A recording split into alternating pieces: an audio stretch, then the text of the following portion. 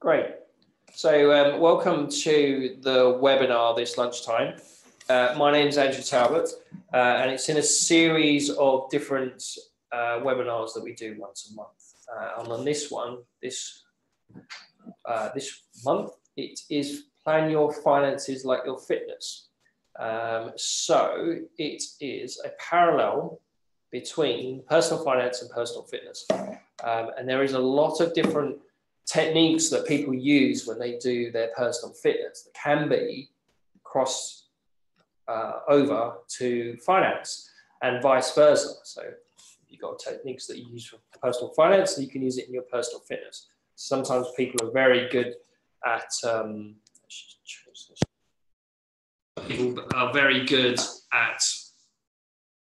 understanding what their how their finances work, but not necessarily very good with their fitness, and vice versa. Some people are very good at fitness, but not very good with their finance. So it's understanding the techniques that you can use in one area to help you in the other. And there's when I've been researching this topic, and there's lots of podcasts around on this. There's loads of articles that you can pick up, but then on both sides as well. Every so often there's a crossover, but there is. The more you read about it, the more you understand. You can see that there is actually huge parallels between the two, and a lot of it is behaviour. So, for example, if you set goals, so like you want a certain amount in your bank account, but then you also want a certain weight loss. So there is a lot of difference between the two. So if I split the screen in two, so we have personal finance techniques and personal fitness techniques. So we split it down the middle. And you can see the difference between, you will see the difference as we go through these different techniques to the end. So it should only be about 15 minutes or so. I'll try and keep it quite short. And on both sides, you've always got to find your motivation. So you've got to be in the right mind to do this. And a lot of the articles, and you speak to personal trainers, say you've got to find your motivation. So the right mind to change. The need to change, and to a certain extent, it's the same in the finance. You've got to understand, why do you want to change? Okay, so you're finding those goals, but you've got to be in the right mind. You've got to embrace these changes in order to make sure that the results happen. So find that motivation, and we'll come back to this at the end because it does circle round to understand what your reasons are for doing this project, this process, whether it's losing weight, training the marathon, or buying a house, or etc. So, again, split the screen. Goals. You got to understand what do you want with your goals. So write them down, set them out, think about them, maybe one goal at a time, prepare ahead. So goals for fitness could be, I want to run a marathon. I want to run a marathon under 4 hours. I want to be able to accomplish a triathlon. I want to lose 5 kgs of weight, 10 kgs. I want to be able to walk without going out of breath. Okay, whatever your fitness goal is, you generally want to be fitter even. And the same with finance. What are your goals? So do you want a retirement goal? Do you want to buy that house, buy that second house, send your kids to individual schools, have that nest egg, have that bank account number, have that investment account number. Understand what your goals are. This comes from that motivation. So very similar. You got to be realistic. So, for instance, losing a lot of weight in 1 week might not be obtainable. And the same with, in this case, the guy wants to retire on Friday and he hasn't got any retirement accounts. So be realistic about what you want to achieve. There's some SMART goals, SMART, specific, measurable, etc. to think about. But be realistic, understand whether or not these can be attainable. because then that helps with your motivation. It helps with your plan.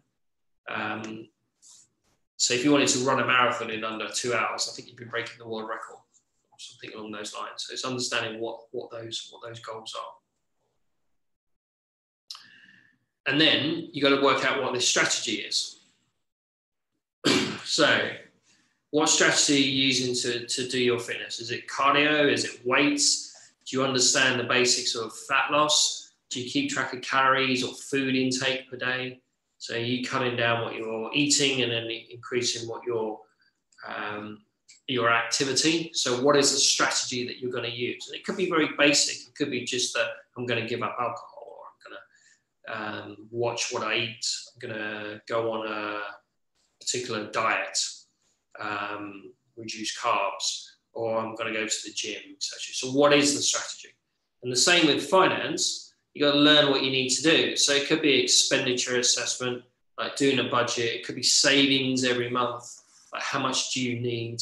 It could be changing your personal portfolio to have an extra equity allocation, or understand what your personal benchmark is. What return do you need to get every year in order to hit that goals that you want to do? So what is your strategy? What is the plan involved in doing this? Okay, so the plan, so the why. And then it's change your behavior. So you may want to control your portion sizes, change food intake, reduce alcohol,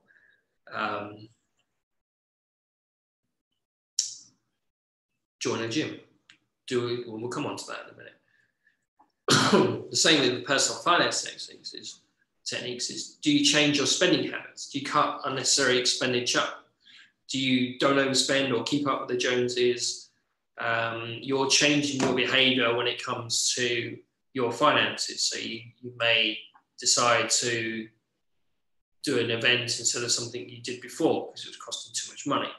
And the same with the fitness is that you may want to reduce the portion sizes, right? So they're similar in that respect.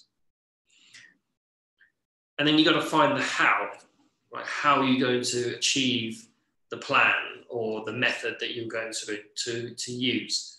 So once we've changed the behavior in the previous screen, and then before that we had what is your strategy? So this is the nitty gritty, the granular. What are you actually going to do? So you might hire a personal trainer, you might go to the gym, you might join a sports team, you might decide to go running 3 times a week. You might decide that part of that plan is to take on a record what you eat. So it's finding the method in order to fit that strategy. And in finance, or personal finance, is exactly the same. So you're allocating cash to different accounts. You can build emergency cash, you can do a savings account, an investment account, your retirement contributions, a pension plan, buy a property, reduce your expenditure. Finding the how is the same as in both respects, or using the how. And then document them, okay? So in personal fitness, you've got all these apps, you've got heart rate monitors, Fitbit, Apple Watches, everything to plan your fitness, that Under Armour app that tells you so you can input what you're eating, so you know what the calories are, count calories, you're monitoring what you do, you're counting how many steps you've done, you're counting how many lengths you've done in the pool, how many miles you've run, how many times you've been to the gym. All of these behavior techniques are embellished when it comes to the monitoring, because then you can gamify some of the things you're doing. And it also reinforces your method, your strategy that we talked about before. It helps with the behavior, so you know that you're on target. And on the personal finance side, we do the same thing. So we look forward with our forecasting software, and then we look back with our budgeting apps. So there's one called Seedly, there's iExpensive, which I've talked about before. But the parallels are very, very similar.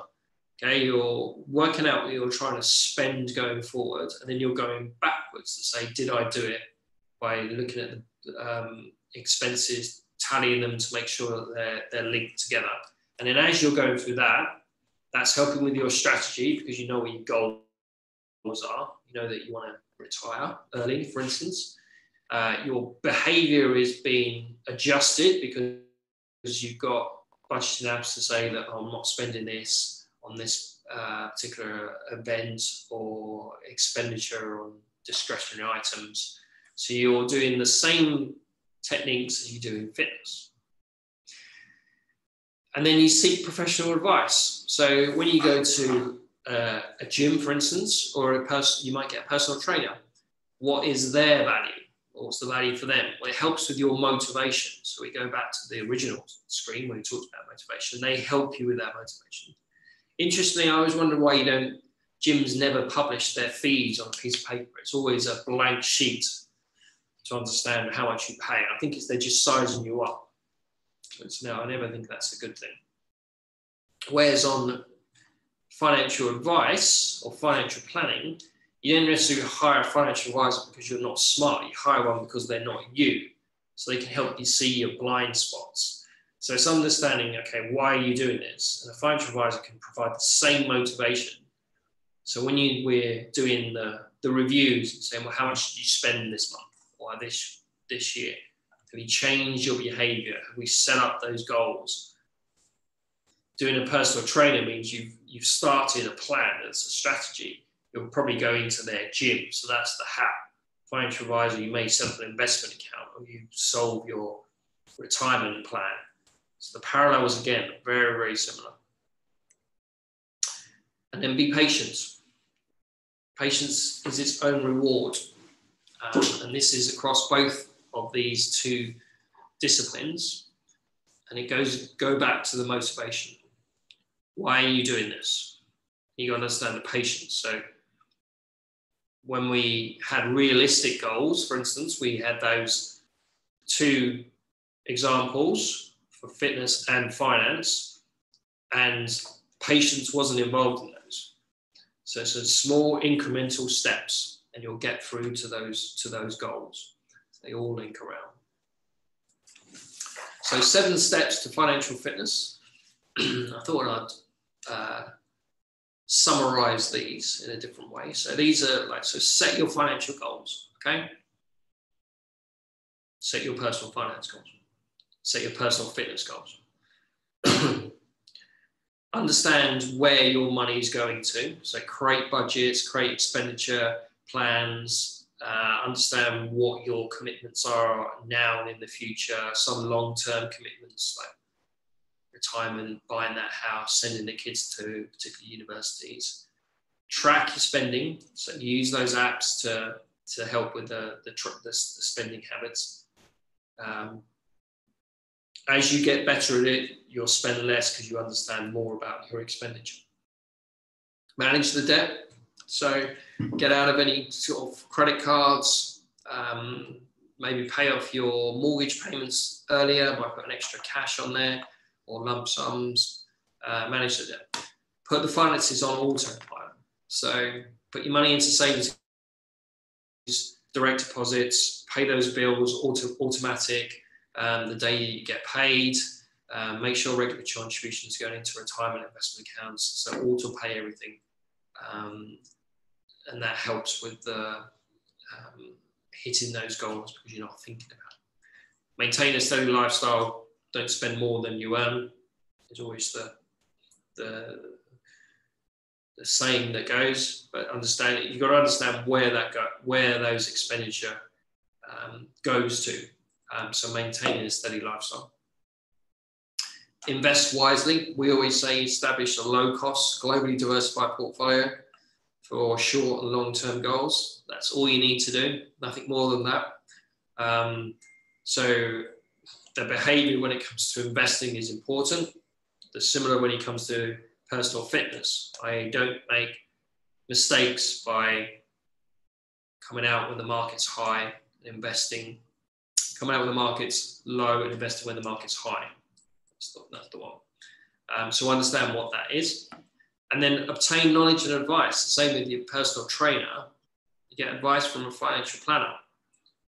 They may be able to help you with that plan, provide that guidance, help you change your behavior. So there's always one of us around to help you. If you want to get in touch, these are the details. So hopefully we can speak in the future. Thanks very much.